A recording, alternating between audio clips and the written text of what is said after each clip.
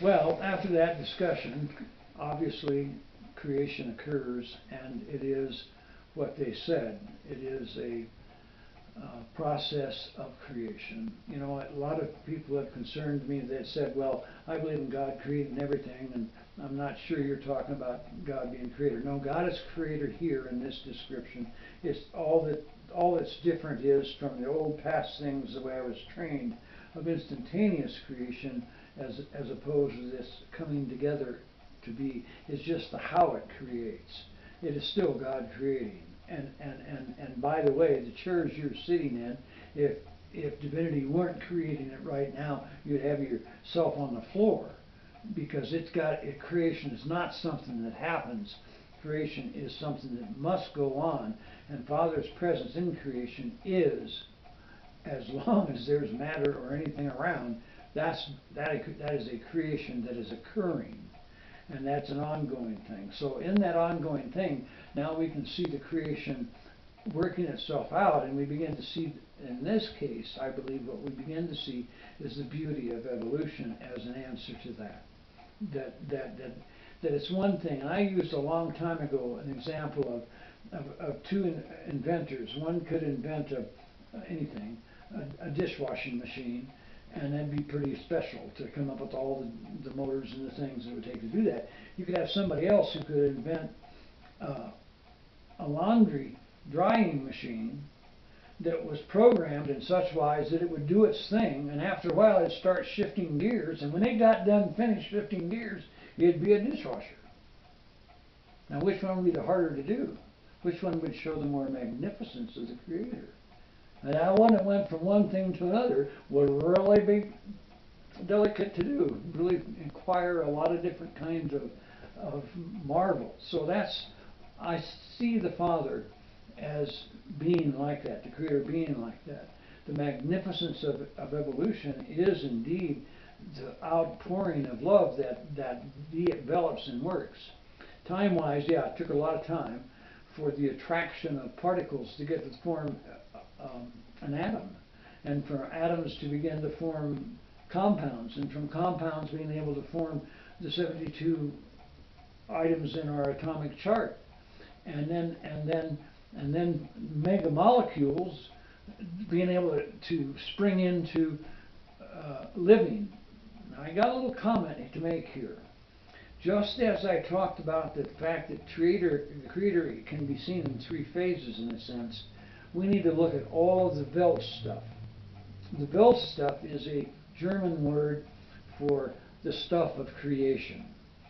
And I believe that is wisely used because I've then been able to free up to use then two aspects of everything that's in creation. One is matter and one is spirit. And see, we've been robbed from that by way of thinking, and I really need to make this point because it's going to apply to our work in the discussion of evil very carefully. But the fact that there's two parts that are there from the beginning and they're part of the whole, then that changes our thinking about things. Science, by its nature, only looks at the outside of things most of the time. They are only recently beginning to look at the inside.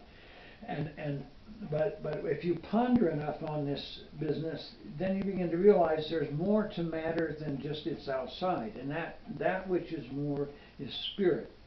Now, once you say that, then you can use what spirit means in us and what it's come to be through all evolution in us.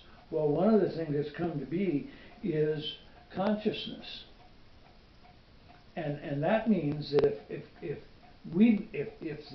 if the tables and the things around, if our bodies, if everything has spirit, and it's reached a point of coming to be so far that we now have consciousness, then we have to have the mechanisms of consciousness present in the very first beginnings of everything in creation.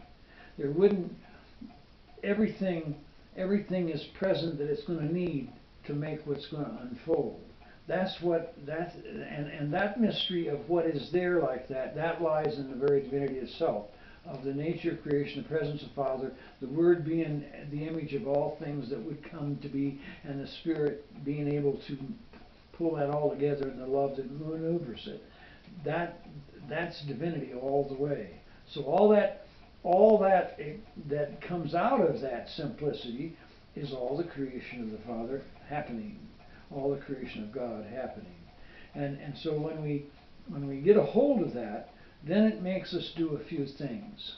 First of all, and I want to talk, it's a little off track just slightly, but I want to make a point here. It stops dualism. Because one of the things that I began to realize as I worked through this material, I realized that the one thing divinity is not is dual. That no matter how I might not understand the aspects of divinity and Trinity, it's not dualistic. There is no dualism in divinity. It's unity. It is oneness. It is singularity. And so that which has dualism in what we go through and as we work through is a stepping stone to the fullness of truth, but it's not the truth. Now the problem is, from the time that the baby enters the womb and there's its self-consciousness to a point and it's developing, but there's something else here and I'm in something. And then when he gets born out, my goodness gracious, I'm over here and they're over there. And that's over there and this is over here and that. So all of a sudden, that problem of dualism goes right smack dab up into the very formation of a child. And it's in our education all the time. Competition is a form of dualism, and our education systems are loaded with competition to the point of hurting things. And so the dualistic kind of thing, when I start with the fact that all of creation with matter and spirit is not dualistic, it is of divinity. It's got a quality, even though it's finite, it's got the right qualities. And as you begin to unfold that, then watch how this becomes important to understand. If we're going to understand that there's no such thing as a duality in divinity, then we have to begin to understand how divinity sees evil. Whether it's a hurricane that comes through and puts everybody in a flood, or whether it's a earthquake, or whether it's somebody over here that's doing bad to me, whatever it is, there's got to be a way in which you can not dualize good and evil. And that's an intriguing concept. And we need to know we have to handle that, but we're going to see some real privileges at being able to handle that. So that we start off with the fact that to talk about the problem of evil is a misnomer and shouldn't be talked about that way. Because it immediately says, oh, we have a problem of evil, so we have good and then we have evil. And so you immediately step into a dual picture of good and evil that causes defeat in the long run to what you want to have in understanding of evil. Well, then the answer is real simple. Don't do that. Let's talk about the reality of good and evil being one reality. And if you look at evil as being a result of finite condition, yeah, the creation has got good and it's got problems in it. And so you got good and evil together. If you talk about free choice evil with us humans, you got the same oneness. You got good in a person, you got evil in the person. And there just isn't probably anybody that's totally evil. And I'll get back to that later on, because that becomes a concept you've got to handle. Is that? But in the process, what are we having to do? If you're going to try to be as is divinity, who accepts good and evil, then I've got to be able to learn to accept good and evil. And I've got to be able to handle some differences. So if I'm looking around and my neighbor's, I'm being impacted with a bunch of evil, I don't care whether he's broke into my house and killed a loved one, or he's disparaged my name in the public or whatever. I'm going to have to be able to do something about that. Well, first of all, the first thing I know I got to do is I look at that person, and I know that God loves that person, even in the evil they're doing, even in evil, even when they're being evil, He's still in there loving them. And what He said He was going to do, pour out more love over them than they could evil anyway. Okay, if I do that, that takes my eyes of judgment off of that person real quick. Because I'm looking at that godness in them, that divinity in them, and I'm excited. I can be excited about that. So I can love the divinity within anybody. What I'm going to have to do with evil? Well, I have to embrace it. I don't have to agree with it, and neither does divinity. As I said, Father knew He was going to be sad with what He was going to have to see and face, that what would come. But He was going to be more happy at what its end result would be. And when you begin to look at this, and you begin to see this issue of handling that finite, we begin to get to where we can think about, we can consider embracing evil. Now, there's a very curious thing. Who's the first one that's really embracing evil? It's divinity. And the one doing it, the one that's really doing it in a particular way, is the Word, is embracing evil. And what's that do when the Word embraces evil? It redeems it. It transforms it. It changes it. And that change is worthy of an eternity with divinity. And that begins to happen with the finite, as the Word is, as Paul said, all creation groans out for redemption. And as the Word is doing that, it's transforming that. It's changing things. But we, as free agents, we are called on in time to do that. Divinity does that from eternity. The Word is doing that from eternity with everything in creation. And that's in time too.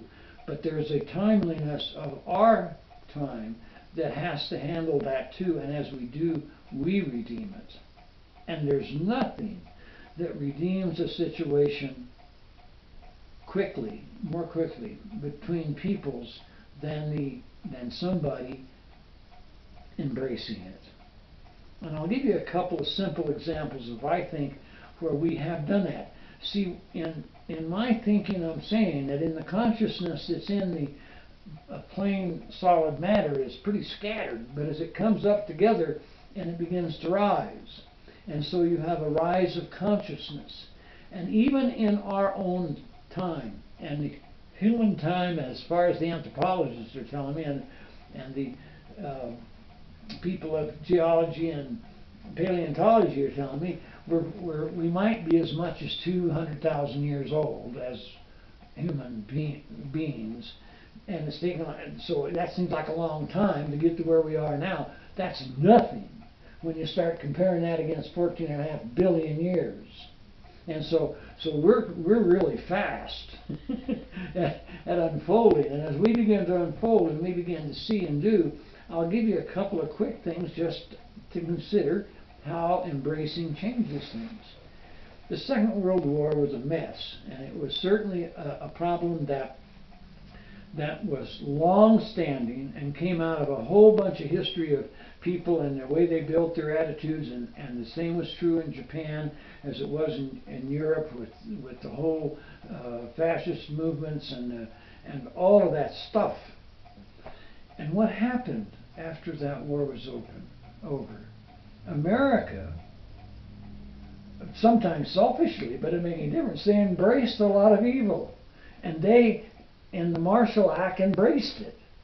They embraced the end result of that evil of destruction of Europe. They embraced the German people and said, well, it just wasn't all of you. And that's a step forward. They made some distinctions. They didn't, at the Nuremberg trial, they weren't too much embracing there in a certain sense, but they were embracing things, trying to help it out. And MacArthur did the same thing in Japan. He embraced those people. And so today, Germany and Japan are phenomenally well developed in very short periods of time. Economically, culturally, in relationship to the rest of the world, because of embracing.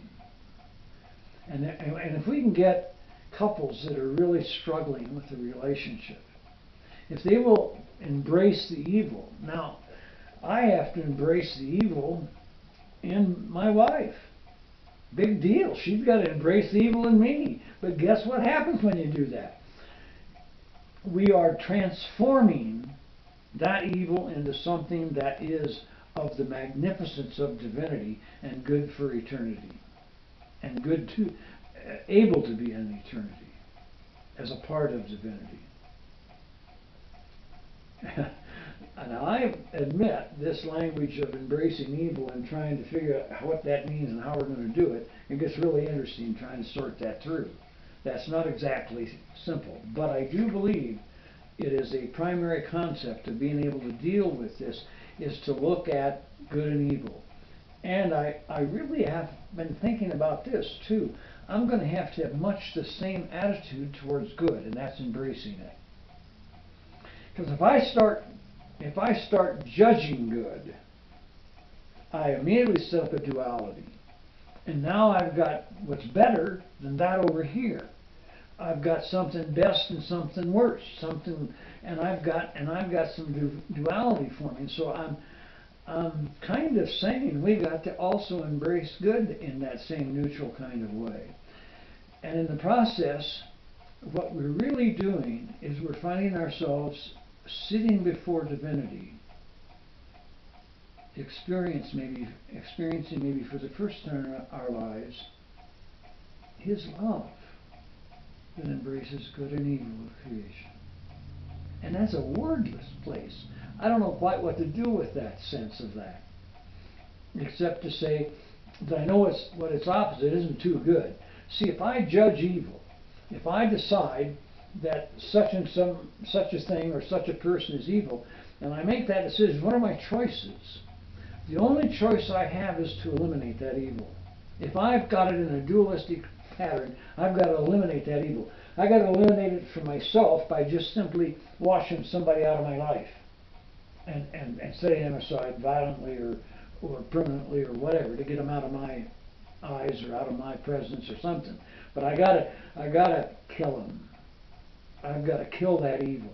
That's the only way I can get rid of it, is to vanquish it and kill it. And you know, I don't like to say this, but this is how simple the final solution came around in the Nazi regime. They had talked for years and years, and it had gone back to centuries of hating the Jews and saying how they were vile and evil and they weren't this. They didn't have any choice but to eliminate it. Because the only way they were working was on the outside in their dualistic system. And it was the only way they could do it. That's the only way they knew to do it. That's the only way they could come up with. Now the Eastern religions, a couple of them are pretty much will do this. They'll not embrace the evil, they'll delay it. And so they start talking about a wheel of trying to get things done into perfection. And the only way that they're looking at seeing to get there is to repeat it. So if we got a person that's got a problem, we're going to have to be born again and get them into a little bit better, and a little bit better, and a little bit better until they're worthy of divinity. There's something really wrong with that thinking, isn't there? There's nothing that we could do to be worthy of divinity. And there's nothing we can do to figure it out. And the only way we can get there is being transformed by the love of divinity in its fullness poured all over me. And handling that. But what's that mean? It means that in terms of those kind of things of that wheel, it's not, I was asked that question just very recently about that. And I had to think about that for a minute, and I thought, well, my answer back was, I don't want to have to discuss that wheel, because I don't think that's in the intention of divinity to have that wheel. And I got some reasons why I undercut that for other. But for the moment, I said, better than that, let's show them how to get off the wheel. Let us learn to teach people how you get off the wheel of that downer thing. And that attitude, and see, if you have that attitude, if you can embrace evil, you can help a drug addicted person a lot more. First of all, you're going to embrace that evil, means you're going to not be all with a knee-jerk, kicking them in the shins and sending them off to someplace to kill it out of them. You're going to start loving them, and you're going to start caring, and you're going to start providing a way off the wheel of that drug addiction. And that's the way that permanent rebuilding happens. We have the same problem in prisons, where prisoners are judged by the courts, and then they're judged by each other, and then they're judged by the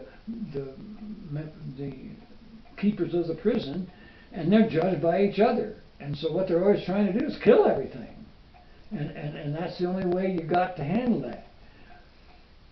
Embrace that evil, and the people.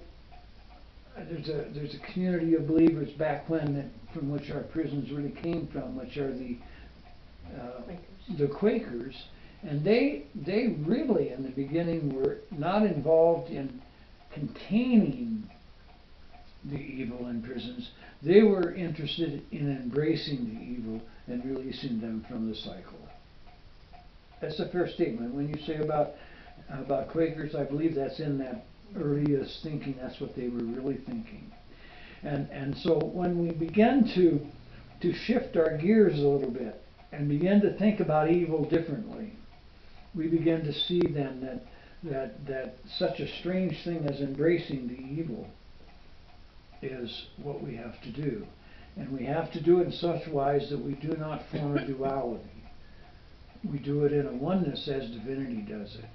Well, you say that's asking an awful lot. Well, yes it is. But we have a huge amount of love being poured over the top of us from divinity in creation, protecting us and seeing us through, that we'll have what it takes to do that. And of course the hardest place sometimes to do that is to embrace the evil in me, the evil in myself, and deal with that. But you see, when you do that, when you embrace that evil, and you do it in this manner that you then become caring about it, that's very godly, and you're transforming things. Now, one man writing recently, I had a nice article from the TAR Association of America, and this man writing to make a comparison between Teilhard de Chardin and Thomas Berry. These are two names that at some point you need to know who they are and what they have done and so on. And he's making this comparative study of the two. And he come up at the end of his study that it's really curious that if you can learn to embrace the evil, and it's the way you embrace the evil that becomes the strongest energy for calling forth the fullness of the return of Yeshua to bring all of creation back to the Father in presentation for eternal communion. And his comment was, when you do that to the evil and that difficulty, you actually call forth that future better than any other way, any other thing you do. Why is that? Because it's counter to our nature. It's counter to our duality thinking. And when you do that, you're acting out of the grace and the power of God, and that's making a difference.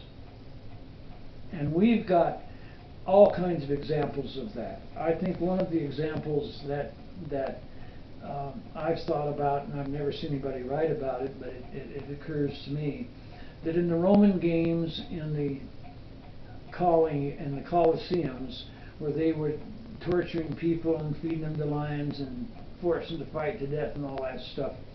Why did those games and those things quit being done? And they did. They quit after a while. It was for a reason. They were trying to do something which was to get rid of that which they thought needed to be killed, and that which they didn't like, and that which was getting in the way of their lives and telling them to reform their life, and they didn't want to do that. You know, all that reason was going on with that situation. Well, as that was happening, and they were doing that, these people learned to embrace their death out there. And so here's all these people watching this event, and they're saying, wow, how does that couple sit there, watch each other get destroyed by a lion, keep a smile on their face, and pass in such peace? I don't feel that way. I don't have that experience. What's going on? And that experience of embracing evil was so powerful it shut down the games. I really believe that may be a bit strong, but I think that's a really interesting insight. And you'll see that over and over again. People who were able to say differently than the judgment kind of process. And so, you know, we got all kinds of martyrs that die at somebody's behest, and then they can't handle it. They can't handle what they just saw and what's going on, and so things start, and that sets a flood of energy out that'll go through the hearts of those watching, and then nothing gets said, and it'll be really definitive sometimes in making a difference in them. It's powerful. So it really is a correct statement to say that the way we embrace and the way we handle evil, or the things, as one author put it, the passivities of life, those things that we don't set out to do, that we're not in charge of doing, but that come on us. And the way we handle the passivities of good, that's going to be gentle and humble, probably, if we handle it in the way we're talking about here.